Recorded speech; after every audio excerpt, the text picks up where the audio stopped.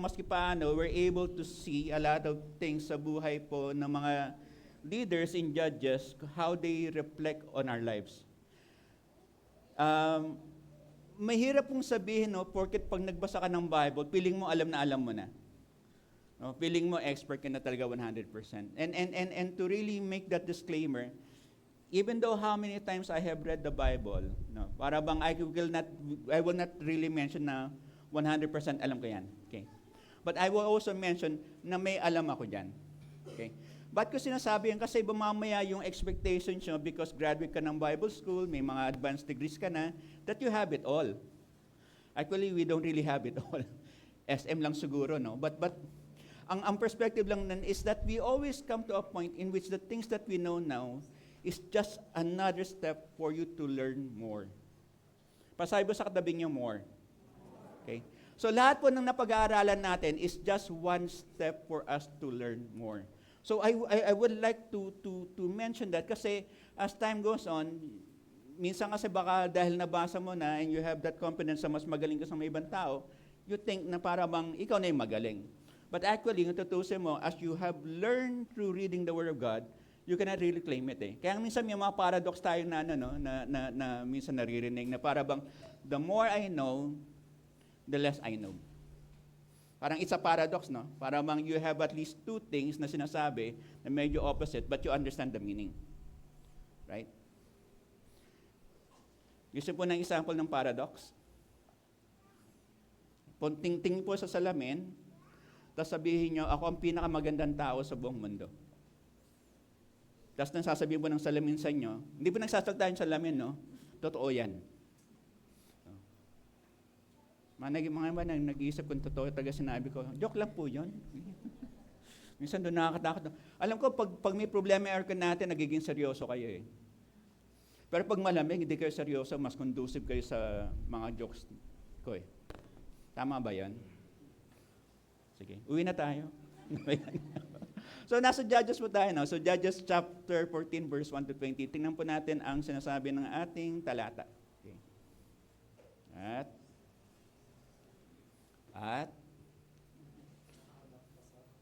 Tapos di pala naka-on eh, no? Ito ba ang on? Ayan, okay. Subukan natin ulit. Umilaw naman, sinabi 75, parang grade ko nung elementary ito. Wala. Pakiclick na lang po sa ating pong engineer.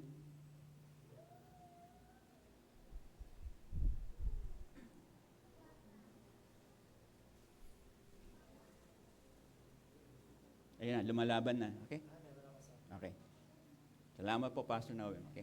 So, babasahin ko po yung alternate reading po tayo per slide. Okay? So, basahin ko lang po yung first slide. Okay? So, Samson went down to Timnah, and at Timnah he saw one of the daughters of the Philistines. Then he came up and told his father and mother, I saw one of the daughters of the Philistines at Timnah. Now get her for me as my wife.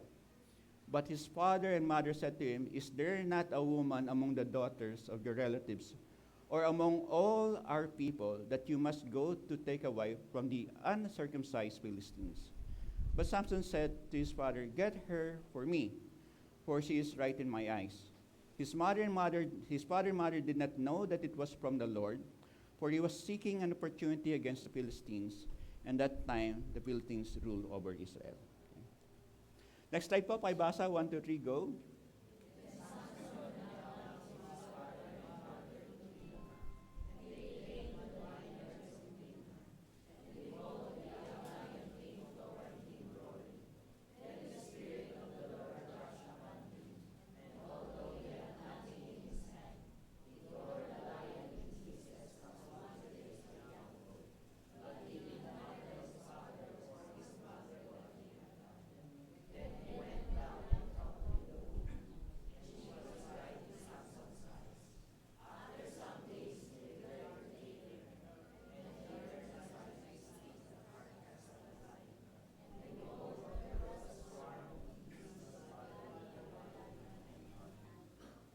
Thank you po.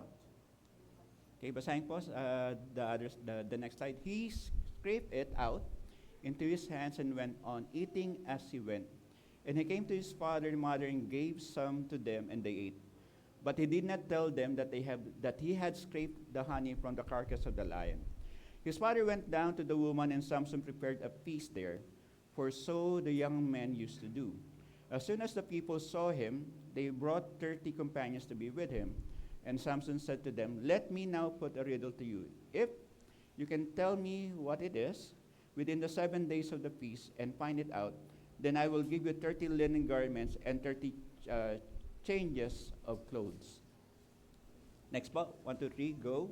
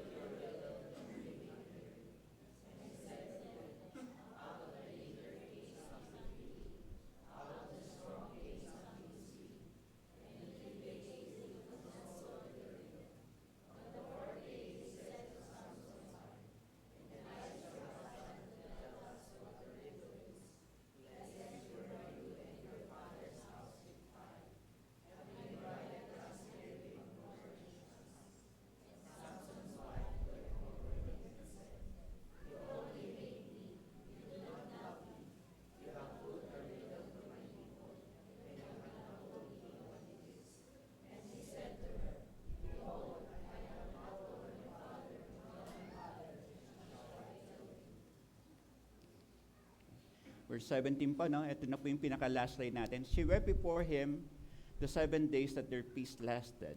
And on the 7th day, he told her, because she pressed him hard. Then she told the riddle to her people. And the men of the city said to him on the 7th day before the sun went down, "What is sweeter than honey? What is stronger than a lion?" And he said to them, "If you have not flowed with my heifer, you would not have found out my riddle." And the Spirit of the Lord rushed upon him, and he went down to Askelon and struck down 30 men of the town, and took their spoil and gave the garments to those who have told the riddle. In hot anger, he went back to his father's house, and Samson's wife was given to his companion, who had been his best man. Okay. Para bang 7 days of marriage lang lumabas dito, no? Parang ganun. Okay. So we understand, no, last time when we talk about the birth of Samson, sino po yung alala po kung ano yung pangalan po ng father ni Samson? Manoah po, no? Tapos mo si Brother Bon po, meron po siyang magandang sagot kung sino yung, ano yung po yung pangalan ng asawa, ano yung pangalan ng asawa ni Manoah. Alam niyo po ano yung sagot ni Brother Bon? Manoah. Okay. So alam ko po, no, yung mga influences ko, ganun na po kagrabe. Kaya minsan po talaga sinasabi sa misis ko, pag-pray natin yung mga younger generation na yung corny jokes, minto na lang sa akin. Okay. Manoah. Alam niyo naman po, no, pag ina-explain yung joke, hindi na po nakakatawa. Kaya hindi ko na po explain, no. So, pag tinignan po natin, no, para bang alam natin that there was supposedly an angel that spoke to the wife, and sinabi, itong magiging anak mo is a Nazarite. So, ang Nazarite po kasi alam natin, no, para bang may special lifestyle sila, and they have a very special calling to the Lord. Okay? So, alam po natin, no, para bang pag sinabing Nazarite ka, there's something special about you. That you don't live an ordinary life. That you live an extraordinary life, and that your life basically matters to God's purpose. Yung po yung mapapansin natin when we have that particular idea when we talk about a Nazarite. A person that is dedicated, bata pa lang, for the rest of his life for God's purpose. At siyempre, dahil itong tao na to is a Nazarite, meron po siya mga special, quote-unquote, lifestyle na dapat hindi makikita sa ibang tao. Okay. Bawal pong putulin ng buhok. Bawal pong uminom ng alak. So, those are the things na dapat po, no, para bang makita natin. At mapapansin natin when we look at this particular story, no, para bang yung ginawa ni Samson, para may mali. Okay. Para may mali. Okay. So, going back to the statement that I said, no, hindi po lahat ng leaders, whether matagal na po siyang leader, bata pa, have it all. And when we look at the nature of Scripture, para bang pwede po mapagkatiwalaan si Samson. the way that we look at His character. Alam natin, no? Parang ito lagi kasi ang nagiging challenge to the church. Pag tinawag kang pastor, 100% ka bang pwedeng pagkatiwalaan? Pag tinawag ka bang leader, 100% ka bang pwedeng pagkatiwalaan? Alisin natin yung spiritual trait. Pag police ka ba, 100% ka bang pwedeng pagkatiwalaan? Pag lawyer ka ba, 100% ka bang pwedeng pagkatiwalaan? The title alone or the degree alone does not guarantee that you can trust the person 100%.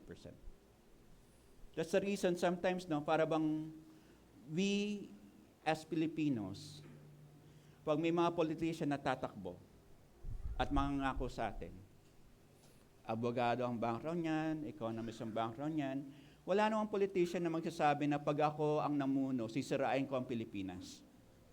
Sisirain ko ang buhay niya. Meron po bang ganung politician kayo narinig para makuha ang boto niya? Di ba wala?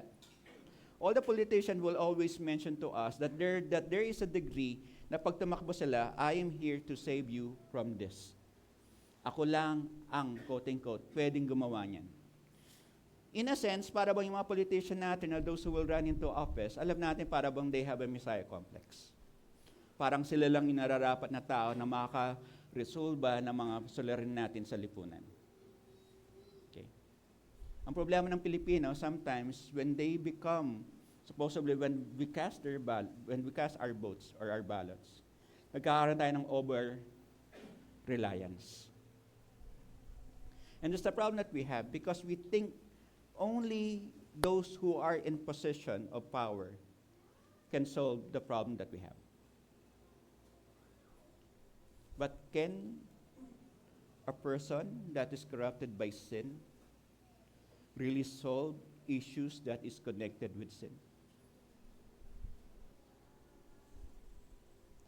It might be some, pero hindi 100% mariresolve yan. Alam natin yung isang congresswoman, sinabi niya live on television na mayroong problema ang husband niya, supposedly at makulong at tinago niya. Try to imagine this, no? Isang manananggol, sumisira ng ating batas. Okay. So we understand that. Okay? And let's try to go back with the scripture. Samson is a Nazarite. Samson has a special calling. But the label of being a Nazarite and the character that is associated to be a leader, to be a godly leader, hindi pa natin nakikita sa buhay ni Samson. So that's the problem that we have. Ang maganda sa scriptures, hindi siya nagko-cover up. Balikan ko. When we look at the scriptures, hindi siya nagko-cover up ng pagkakamali ng mga leaders niya. And every leader that is found in the scripture may accountability before God. Hindi lang natin nakikita yon kasi it is God's judgment to these leaders. Tayo rin na tumatayo, tayo rin na nagsaserve, in one way or another, we have that accountability. Hindi nakikita ng ibang tao kung saan ang accountability natin, but sooner or later, in one way or another, may lalabas na accountability tayo. Okay. Ito po ang ating big idea. Okay. A problem in character leads to wasted potential. Samson has a lot of potential. Actually, his calling is to save Israel from the Philistines. Okay. But apart from that, he has also another calling. He was called to be a Nazarite. He is supposedly a model in how other people will measure what is good in the community. Pero hindi niya napakita yun. Okay. When we talk about potential, this is supposed to be the possibility of being successful in life or a possibility that you could achieve your dreams, okay? Or a possibility that you could have victory. Okay. Yun ang po ang ibig sabihin ng potential. Kumari, no? Sino ba yung pinakamatalino dito?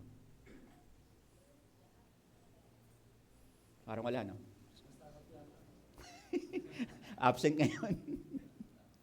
Okay. When we look at music, no? Music na lang. Pasensya na music pa. Okay. Kita natin si music na, pag nakalaro natin sa basketball, talagang talo kami, no? Para bang lakas, bilis, shooting, meron rin, no? So, lakas, bilis, shooting, presence, rebounding, lahat na, no? Ano height mo music? 5'7", okay. Si music, kung titingnan nyo, he has a lot of potential to be in the NBA. Nabotas Basketball Association, okay. NBA, no, nabotas. Okay. But alam mo, si music, nakita mo, invest in terms of skill set, in terms of physical strength, nandun right? He could be a potential PBA player or Maharlika player, no? He could be. Nandun naman kita naman very evident But the question is, paano yung height? Kasi meron ganun, no? Di ba? Magaling ka nga pero kulang ka sa height. Di ba? O malay mo, may iba, ang unang priority. O sige, tingnan natin kung magiging basketball player ka. Hindi mo na titingnan yung skill set. Titingnan mo na yung height. Kasi maski gaano ka galing, hindi ka pasok sa height, tanggal ka. So that's the point, no? Minsan makita natin, no? A person could be have a lot of potential, but there are some limits in which that potential is available to him. Pagdating kay Samson, possibly there's no limit to his potential except his character. Tayo, in one way or another, no? Parang gusto mo maging hinete, no? Pero mataba ka, matangkad ka, mabigat ka sa kabayo, no? Parang yung kabayo, masasaktan pag every time na mag-ride ka, no? Parang tanggal ka na kagad dun, no? So a lot of things to makita natin, marami kang potential, but there will be factors that will limit that potential. Pagdating kay Samson, alam natin, the only time that basically limits his potential is his character. And character and calling are not the same. Yung calling mo might signify or identify a character, but they're still two different things. Calling mo maging pastor, pero wala pa yung, quote-unquote, yung character mo to have patience with people. Kasi the moment na alam mo, quote-unquote, you work in church, you work with people. Kung ikaw nga mismo nahihirapan na sa sarili mo, you're gonna try to lead, mamamahala ka sa may ibang tao. Di ba? Alam mo yan right? Even with us, even kayo ng mga magulang, even kayo ng mga estudyante, mga mag-aaral, alam nyo, sooner or later that when you work with people, you have a lot of personalities, you have a lot of behaviors, na minsan magkaroon ka ng personality conflict or personality differences, na minsan ikaw mismo, naasar ka, nainis ka. Even sa sarili mo, nainis ka rin. So we understand, sooner or later, that even though Samson has a calling, character development is a problem. Kilala niyo po itong dalawa na to. One is Jimmy Swaggart, kilala po siya in my time, and the other one is Ravi Zacharias. One is a well-known evangelist before, one is a well-known Christian apologist. Okay. Magagaling mo itong mga taon to. Successful po sila sa ministry before. But sooner or later, you come to realize Jimmy Swaggart fell into adultery. Tumatakbo siya, habang tumatakbo siya, nakita ng sa magandang babae, yung magandang babae naman ay prostitute. Sooner or later, nagkaroon siya ng relationship. Okay. Ravi Zacharias, well-known Christian leader, hindi naman pala, quote-unquote, grounded sa isang local church. And sooner or later, pag nagmamamasahe siya, nagkaroon rin siya ng problema. Okay. I'm not saying them to downgrade mga tao na to. Kasi alam naman, lahat naman natin, lahat ng lalaki, whether bading yan, will always have a problem with purity. Ba't natin kailangan daanan to? Kasi it reminds us of even though how great you are, quote-unquote, or how popular you are still, you could still succumb to moral failure. Nagkaroon po ng disciplinary action si Jimmy Swaggart 1 year. No? The denomination ni Jimmy Swaggart is Assemblies of God. 1 year na hindi ka magtuturo. Hindi niya pa natapos yung 1 year, nagturo na. So medyo pasaway rin, no? Kasi minsan ganun ang problema natin eh. Because we think that we are good enough, sometimes we don't want, quote-unquote, to be accountable to other people. I still remember somebody, no, parang this is a story that was mentioned. Okay. Under the Office of Student Affairs, bago siya nag-MA, bago siya nag-PhD, ang hawak niya scholarship. Nung natapos niya yung MA niya, natapos niya yung PhD niya, ayaw nang humawak ng scholarship. Sabi niya, parang the idea that I came across was, di na trabaho ng mga pang-PhD dito eh. Which is, may katotohanan naman. But when you try to look at the character trait, para bang itong pinagmulan mo, ina-abandon mo na. Maybe she could say it in a very nice way. But the way that it was mentioned to it, unti-unti, may yabang na. Ang problema natin mga tao, naunawaan ba natin kung kailan tayo nagyayabang? So there are things na kaya natin eh, that we are very confident. But yung yabang, hindi natin napapansin yun. Unless we are transparent enough, unless we are willing to ask for feedback for other people, mayabang na ba ako? Okay. Every Christian, or even Christians, have a self-destructive behavior.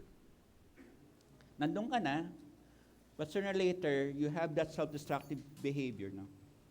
Mayabang ka na, arrogante ka na, you don't want to listen to other people, dominant ka na, ikaw na yung pinakamagaling, medyo narcissistic ka na, parang you don't consider the other people. Okay, those things.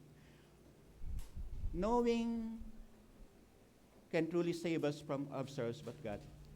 Knowing the fact na meron ka ng self-destructive behavior can save you from yourself. In humility, we need to be accountable before men and God. We need to be transparent to other leaders. Okay.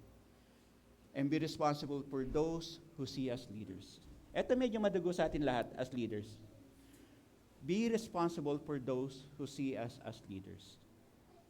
Kasi sooner or later, ba't siya pinayagan? Leader yan. Ba't sa akin hindi? Kaya minsan na lang sinasabi ko lagi sa mga naging student leaders ko. The moment that you become inconsistent in how you deal with people, it will always appear na may bias ka. It will always appear na meron kang discrimination. It appears na meron kang bias, it appears na meron kang discrimination, then people will always mention na meron kang injustice. And the moment people understand, quote-unquote, na meron kang injustice, yung credibility mo sa leader, unti-unti nababawasan. And that's very important for us to know. Why? Kasi it makes us grounded na baka magkamali ako. I need other leaders to also clarify my thought. Si Samson, wala eh. Sabi niya, itong babae na to, I saw her right before my eyes. But ang sabi ng mga gulang niya, wala na bang ibang babae na makikita ka? Pero try to imagine Samson, no? Nakita niya lang, tama na sa kanya. So tayo yun ang challenge natin eh. Makita mo lang, it appears na tama na para sa'yo. Okay.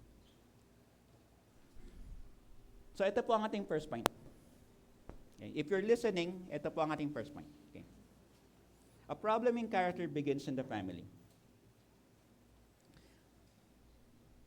When we look at Manoah and we look at the mother, di ba? Alam nila may special calling itong bata na to. Okay. the way that we raise up our kids, or kung ikaw ay disciple maker, the way that you develop your disciples, it always have, or it will always be grounded kung paano mo maunawaan, paano sila papalakihin.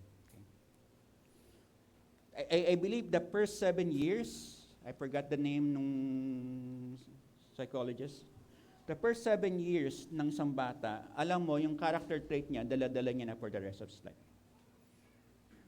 Kaya nga meron nagsabi ng isang communist philosopher, akin na itong bata natin for the first 7 years and I have this child for life. When we look at the family dynamics ni Samson, was there anything that was mentioned na itong tao na to, Nazarite siya, that before the section that Samson's marriage, was he following supposedly, or they were supposedly doing what a Nazarite person should do? Sometimes those things that were not written are very important to us. Why? Kasi makita natin nung si Samson, may character issue na eh.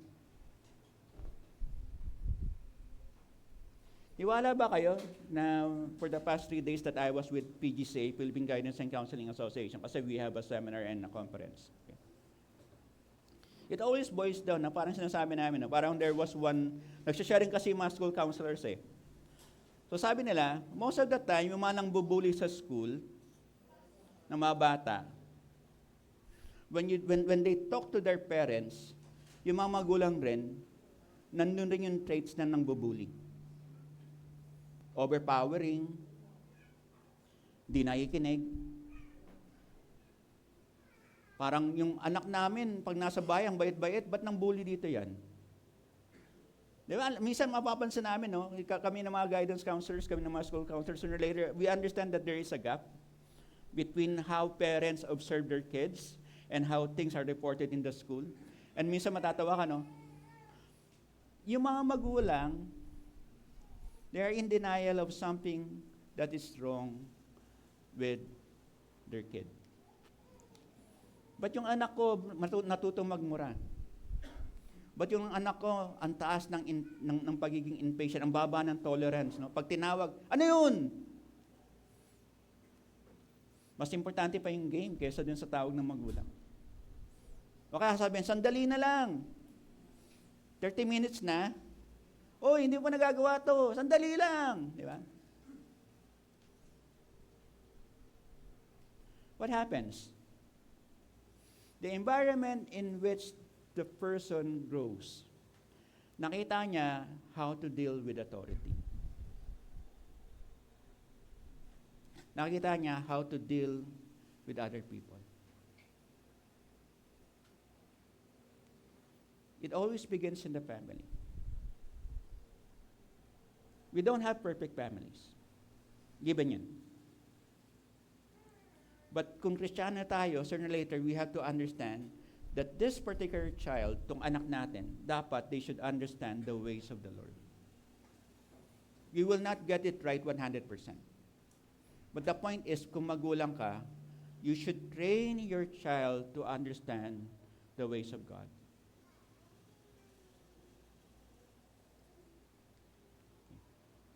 Family is the environment in which we understand God and even the world. Ako, mahilig akong manood sa YouTube na medyo, quote-unquote, may content when it comes to human behavior. Karamihan ng African-American na mga tao, almost 90% of them are fatherless. Walang father figure. Okay. You have an environment in which supposedly wala kang way to instill discipline. Karamihan ng disiplina ng magulang, especially with them, kinakausap, sinisigawan.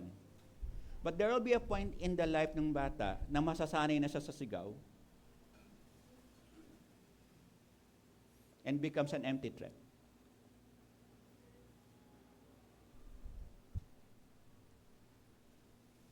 Kung ang magulang sinasabi niya, quote-unquote, na okay lang umattend sa Sunday, sa church, pag comfortable ka. Pero pag hindi ka na comfortable, you can all have a lot of excuses for not coming in. It tells us how the family values church. Hindi naman 100% pag umattend kayo ng church service, are you supposedly excited? Hindi naman 100% interested kayo sa sermon, right? Hindi naman, we know that. Alam natin yan, right? But alam mo, 100%, pag nagpunta ka sa church, sooner or later, you understand God in the context of other people. That when you hear their testimonies kung paano sila pinagaling, and how God has provided for them, and how God has moved in them, alam mo, sooner or later, yung faith mo medyo umangat ng konti. Why? Because supposedly, only in the church, you understand how God moves from people outside of you. And you realize that yung may mga tao, walang-wala pa kesa sa'yo. You also realize yung ibang tao has nothing, supposedly, no? We understand na meron dito naglalakad, we understand na meron dito supposedly na wala talagang ganun support or talagang active income per month. But they're still here. It's a testimony for them that God is important in their lives. It's also a testimony for us that if you value God, God will always value you in one way or another. When you look at Matthew chapter 6, verse 33, di ba? Seek ye first the kingdom of God and His righteousness, and all of these things shall be added unto you. Tapos sinabi pa ni Jesus Christ na, look at the lilies. Look at the sparrows. Sabi niya, God knows their needs. Hindi tayo 100% ma-entertain sa church. Hindi kayo 100% magiging comfortable sa sermon. But the value of being in church, the value of a family that telling us church is very important, mas hindi ka comfortable, that tells us ano yung character mo in the future. Because we realize and understand, habang tumatanda ka, you will always be an individual. Hindi naman 100% makakasama mo asawa mo. Hindi naman 100% makakasama mo mga barkada mo. When you come to the end of your rope, you understand it is always you and God. At kung yun ang binibigay, supposedly, nung family ni Samson sa kanya, anak, you have to be reliant on God kasi tinawag ka for a purpose. You have an extraordinary lifestyle that you have to fulfill. Kasi mahirap maging righteous sa mundo.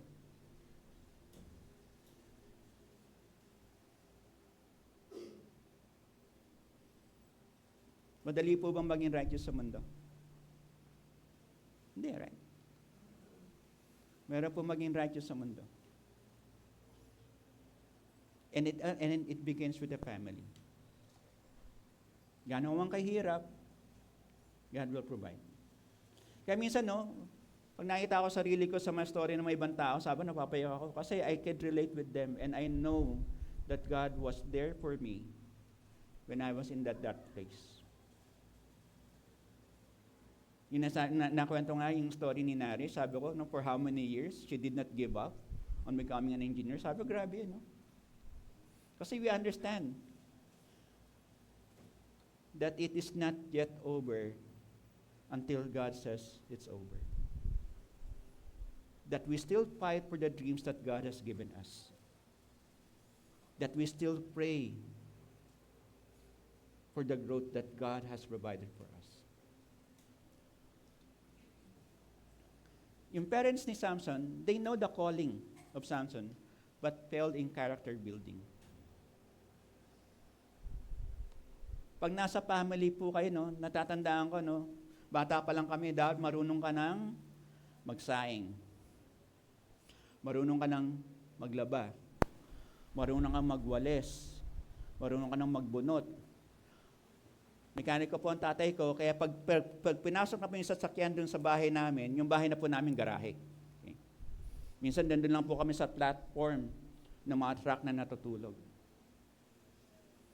And when you understand supposedly these things, na alam mo, all of the inconvenience that you have experienced as a child, all of the difficulty that you have experienced as a child, it's one way for you to form resilience in life.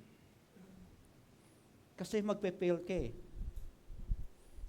Kasi hindi laging mabait ang mundo sa'yo. Minsan mapapansin natin, no, mabait ang mundo sa'yo kasi may kailangan ng mundo sa'yo. Pero pag wala nang kailangan ng mundo sa'yo, hindi na sila ganun kabait. Okay? We understand that. Right? Bumalik pala ako, baliktad. Okay. So, si Samson po may tinatawag akong AIDS. Alam niyo po yung AIDS? Dating 1980s, Acquired Immunity Deficiency Syndrome. Si Samson po, before nagkaroon po ng AIDS, 1980s, no? Nagkaroon na po siya ng AIDS, no? Ano po yan, no?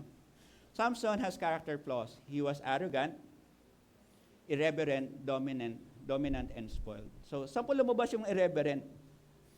Pag nasa right ka, dapat you should not be in a dead body or a carcass.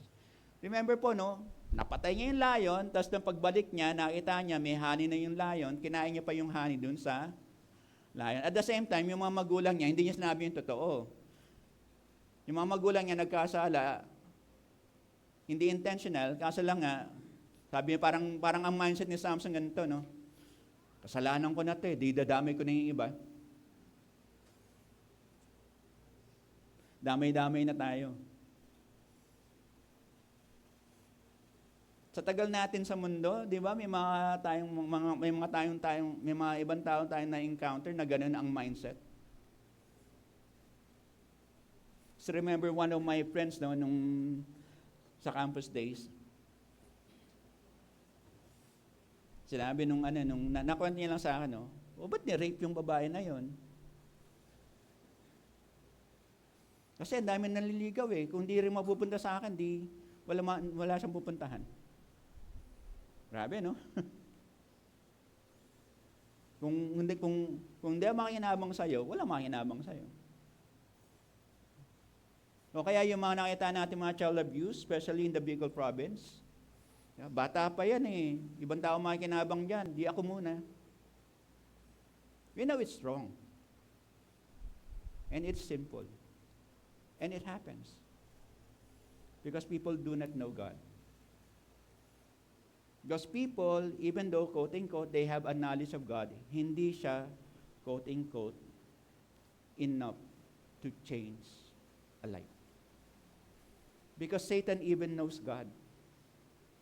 And he trembles.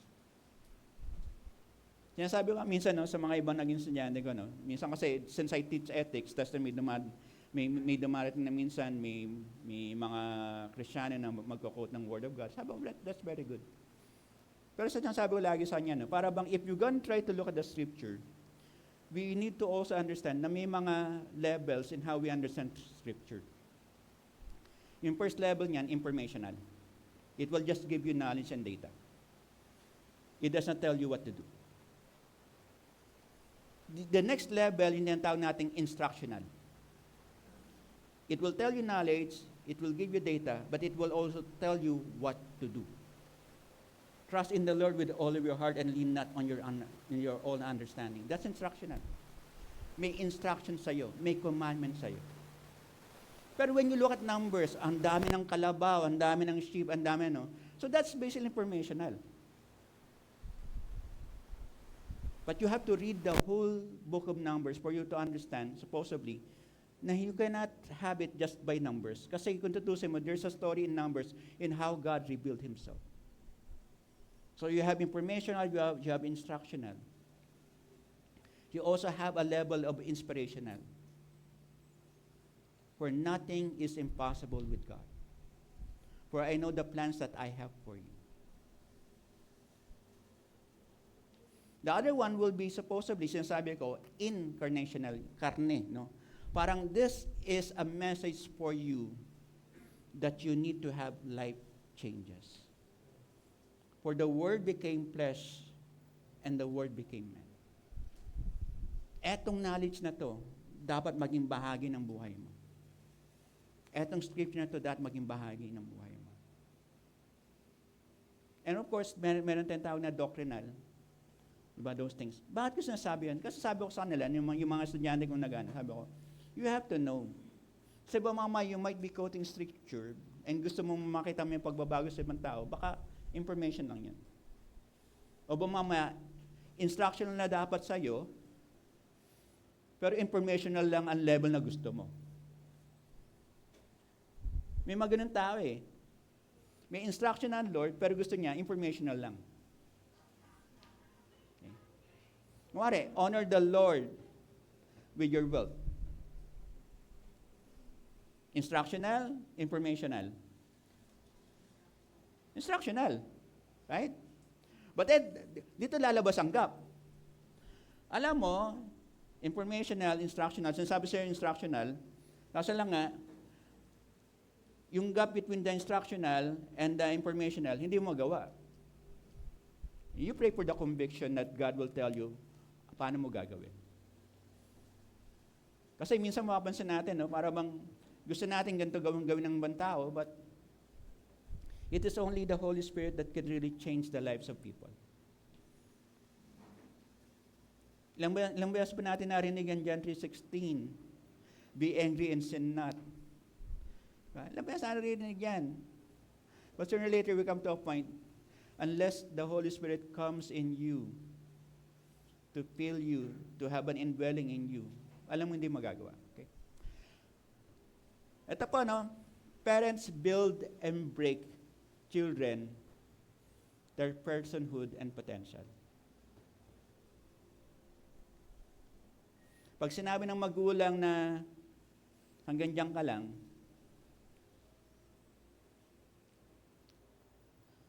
I know a story, no? Medyo kilala ko itong nagbigay ng story na to. So yung pinakapanganay sa magkakapatid, so naging kabatch ko sa PUP, kumuha na kami mechanical engineering, kasama ko rin sa campus ministry. On his third year, sabi ng magulang niya, stop ka na, hindi ko na kaya. Sabi ng magulang niya. Tapos nagtrabaho siya sa isang government agency. Yung mga sumunod na kapatid niya, nakatapos ng accountancy, nakatapos ng information technology. Siya, working na, tapos nagkaroon ng asawa. Then sooner or later, sinabi niya sa akin, no, Rico, alam mo, minsan nagkasagutan kami ng magulang ko ng tatay ko. O bakit naman? Kasi I know, pwede kong tapusin ng mechanical engineering ko. But I was not supported. Ang katwiran ng tatay ko, bigyan na kita ng trabaho, bahala ka na sa buhay mo. But the rest, supposedly, nung dalawa niyang kapatid, accountant and IT, ang lalaki ng sahod kaysa sa kanya. Tapos sabi niya, I could have earned more. Sinabi niya sa tatay niya yan. Okay. Sabi ng tatay niya, kumikita ka naman eh. Nasa government ka naman eh. Pero sabi niya, you're missing the point. Yung potential ko to become a mechanical engineer, mahirapan ko ng quoting good, sundin.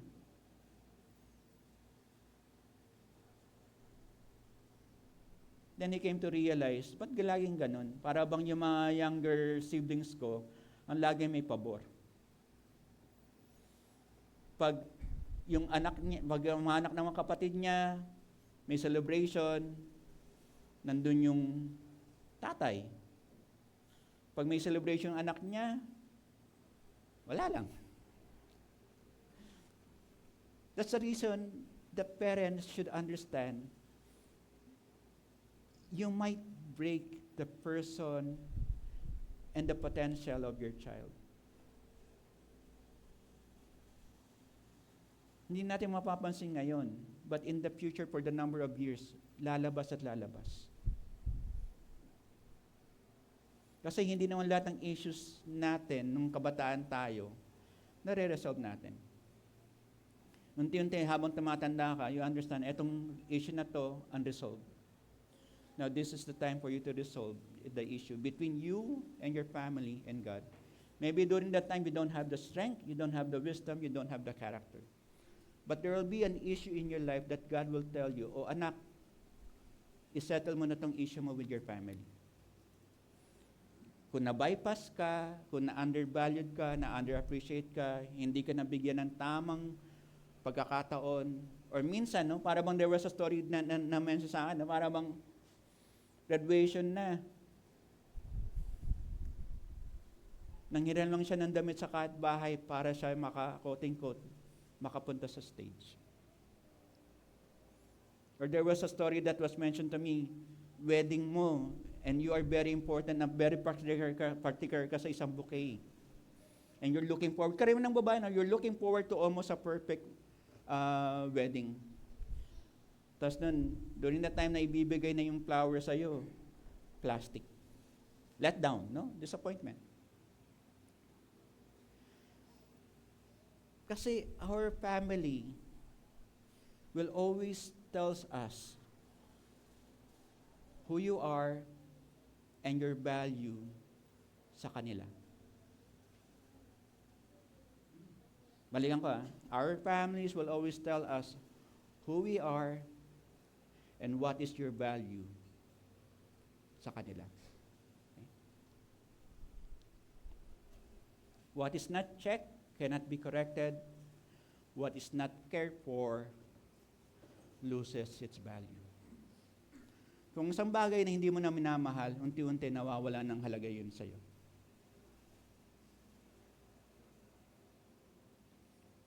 So check what you care for. So ano po yung first point natin?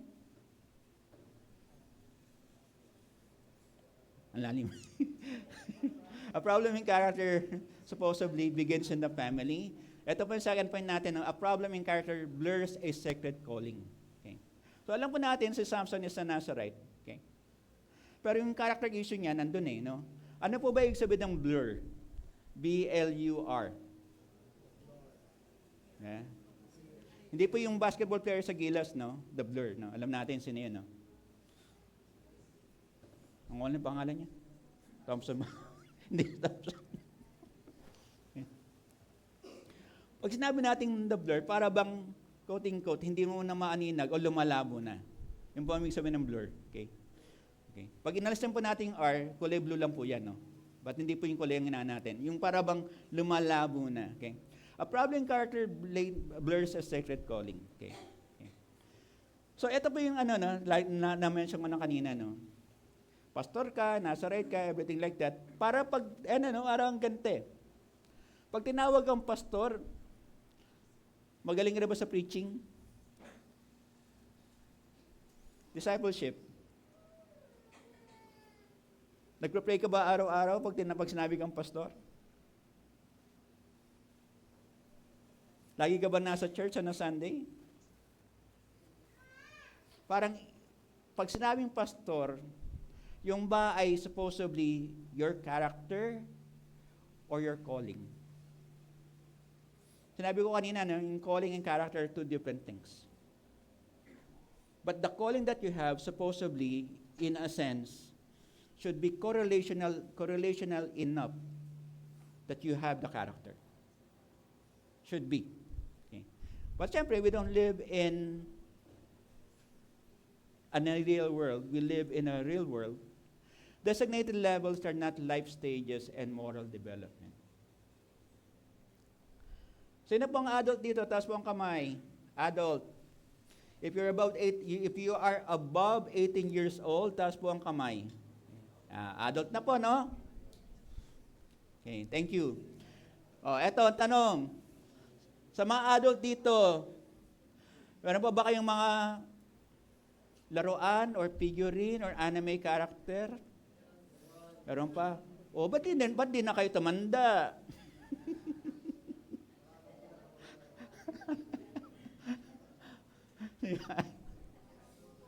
Pero adult na, right?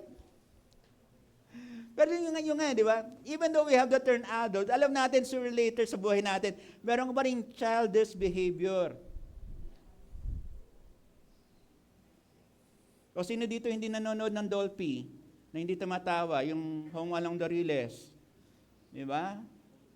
O kaya minsan kami ni Mrs. nakita niya kasi for the longest time nung kabataan sila, wala silang TV. Kasi I was exposed to, sabi ko nga sa kanya, no? Dati, Channel 7, around 5 o'clock to 6 o'clock, no? It was GMA 7 before. Merong show si Bobby Ledesma called Discorama. Ang host niya was Tito Vic and Joey. Di niya alam yan, no? Ako alam ko. Kasi dinambutan ko eh. Tapos doon, sinasabi namin, isumisa ka, wala kasi silang television, no? Kasi yung church denomination na doon in that time, almost lahat ng mga gadgets makamundo. Almost lahat, no? Maliban sa radyo. Okay. 702 DCAS, no? Yun lang talaga, no? But what's the point that I'm trying to tell you? Even though, supposedly, adult na tayo, may mga bahagi sa buhay natin na quote-unquote, wala pang maturity. Meron nga pa rin quote-unquote, mga quirks sa personality mo na para bang, hindi, totoo naman sinabi ko eh, ba't wala akong pakialam sa feelings niya? Wala kang consideration. No? Para bang ikaw lang yung, for the law came from Moses, but grace and truth came through Jesus Christ. Ikaw lang yung, for the law. Ito yung batas, ito yung kautusan, ito yung tama. Wala kang pakialam sa feelings nila. Totoo naman sinabi ko, mas sinaka-open.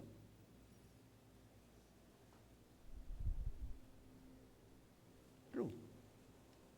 But we understand, supposedly, in that particular stage sa buhay natin, that we call ourselves adult, yung social intelligence natin, yung common humanity natin, hindi natin na-practice. Gonna give you an example.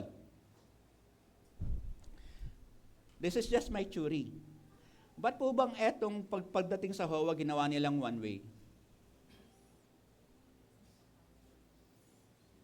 Kasi ang daming nakapark na nahirapan na makalabas na gawing two-way, right? That's one thing. Ako na-experience ko yun eh.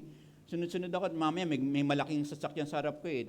Ako dapat yung mauna eh. Wala eh. Hindi nag-give way yung malaking truck eh. So ako ang nag-give way. Diba?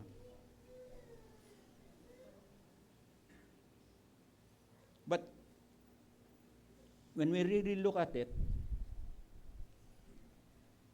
may mga bagay sa mundo na maski anong category mo, meron ka pa rin kulang. Balikan po yung sinabi ko may mga bagay sa mundo, maski anong category mo, may kulang pa rin. Maski matagal ka ng magulang, alam mo, there will be ways in your life na may lapses ka pa rin. Na minsan wala kang control. So ano po yung second point po natin?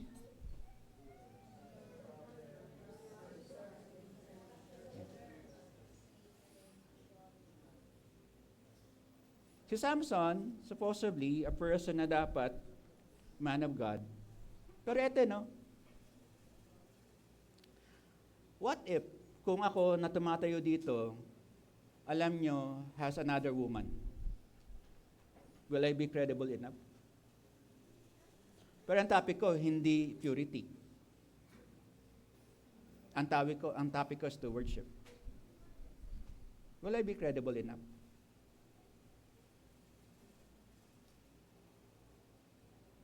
That's the reason, supposedly, pag hindi maayos ang character mo, anumang calling mo, it becomes a blur. Nagkakaroon ng labo. Okay. A problem character brings bad things in life. Ano po ang karamihan na nangyayari sa addict? Nakukulong, namamatay, pwede ring manalo sa eleksyon. Pwede ganun eh. Pwede rin makaloko ng mga pwede rin makaloko ng mga tao. Right? Okay. But alam natin, when we look at the scripture na, para bang, yung ginawa ni Samson, sinabi niya, okay, this woman is right in my eyes. Sige, papakasalan. Okay. Tapos nun, nagbigay siya ng riddle, so 30 men, nagbigay siya ng riddle. Tapos yung asawa niya, for the seventh day, ilang beses siyang kinukulit kung ano yung sagot.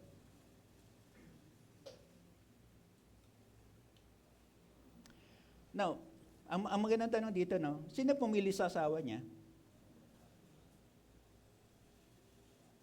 Siya, no? Right? Alam mo, Philistines. Okay? During the time, on the seventh day, nagbigay ka ng riddle. Okay? Alam mo, Philistines to. Tapos nun, alam mo, there will always be a risk. Right? Kasi hindi mo siya kapamilya talaga. Hindi mo siya kalahi talaga.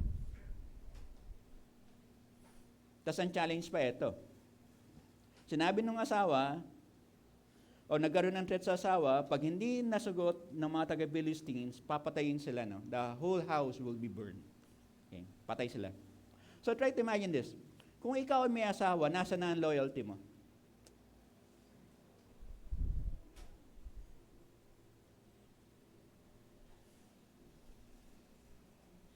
Sino po may asawa dito? Taas po ang kamay. Para sigurado lang ako. Alam niyo po bang may asawa kayo? Okay, very good. Alam niyo po dapat na loyal kayo sa asawa niyo? Hindi. Ayaw magtaas ng Brother Cholo eh. Okay. Whatever happens, your wife is your wife. Whatever happens, your husband is your husband. Okay. When we talk about loyalty, supposedly nobody is above the loyalty of your spouse. Ang tanong, during the time na kinasal na si Samson dun sa Philistines woman, okay, nasa yung loyalty niya? Na kay Samson po ba o dun sa kanyang family? Nasa family niya.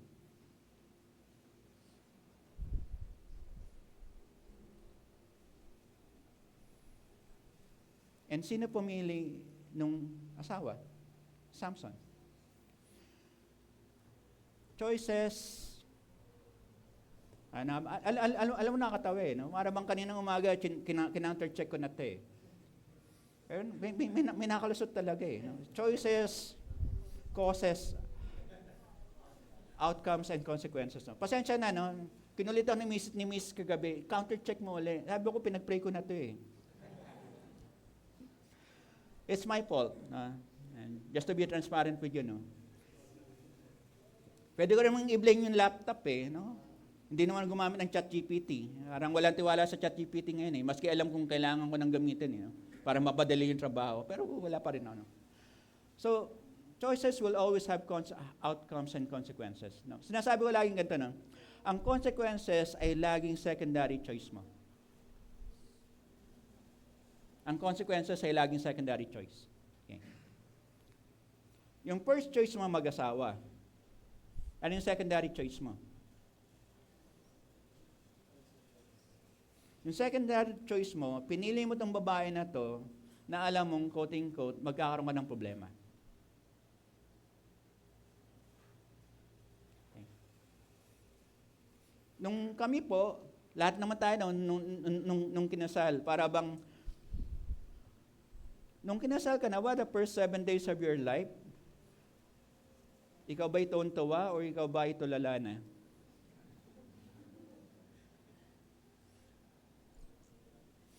Or the first 7 months of your life, ikaw ba'y tuwan-tuwa o ikaw tulala pa rin? O meron ka ng tililing?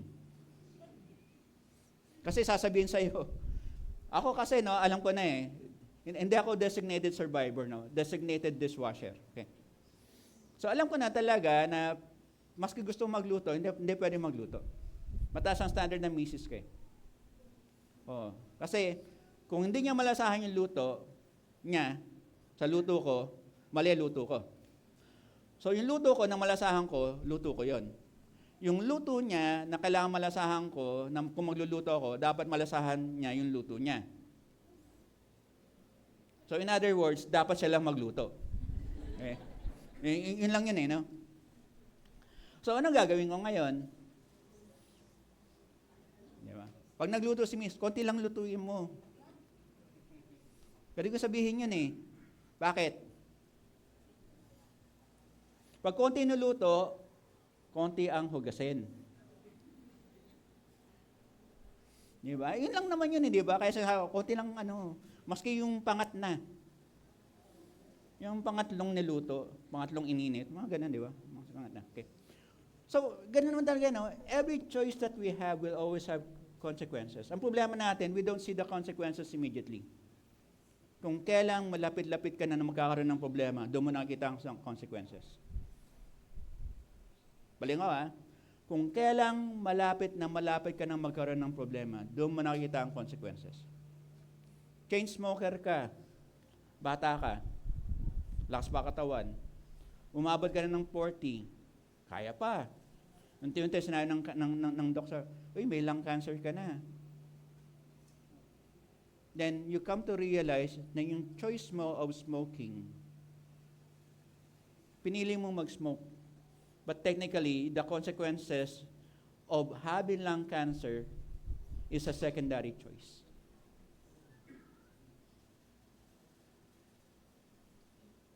Yun ang dapat nating matandaan. Okay. Samson loses a bet. Napagpustahan siya, and Samson loses a wife. Good thing, bad thing. Yung mga lalaki ayaw sumagot. Try to imagine the nature of Samson. Ganun ba kadaling magpalit ng asawa? Kung nagkamali ang asawa, palit na kagad. Dapat nasa contract yun, no? May bagong bang ganung contract, pastor? Pag nagkamali yung asawa na babae, palit kagad. Pag ako naging senador, pasok na.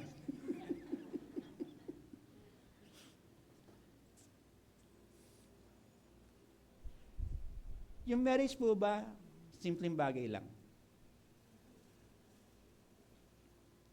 When you're married, supposedly, that is a very serious event in your life. Na dapat may maturity ka, dapat may emotional stability ka. Hindi porke nagkamali ang babae o ang lalaki, ayaw na. Remember, marriage is an institution that God has provided for us. Okay. The problem ni Samson is that from the very beginning of his life, wala na siyang discernment in how to live his life before God. Ang ganda ng potential ni Samson eh. Nasa right, called by God to save the Philistines. Kaso lang nga yung development of character sa kanya, wala pa. So ano alam natin? Regardless of your calling, or how big is your calling, character comes first. Kung magulang kayo, character comes first.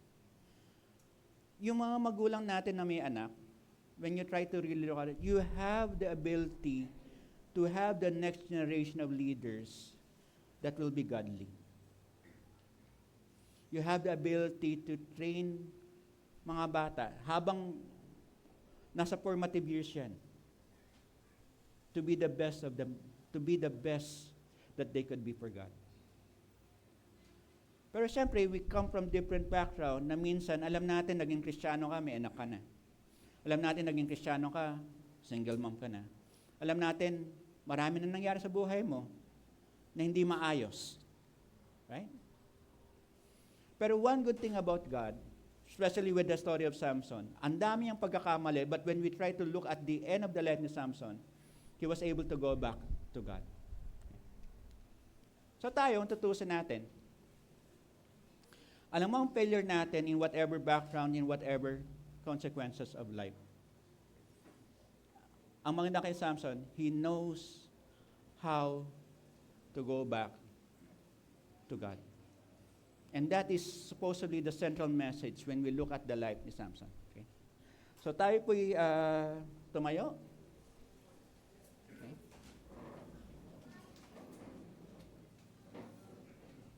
Mag-closing song muna? Or ano?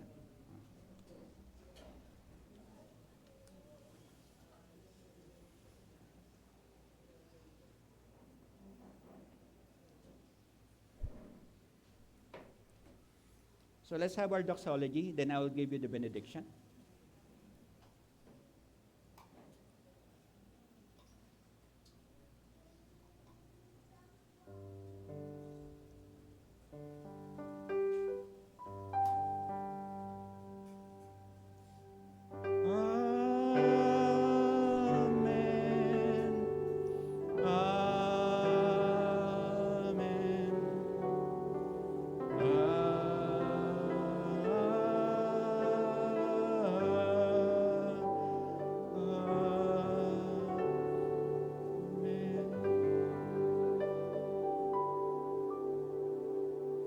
Say, family, let me give you the benediction. May the Lord bless you. May the Lord keep you.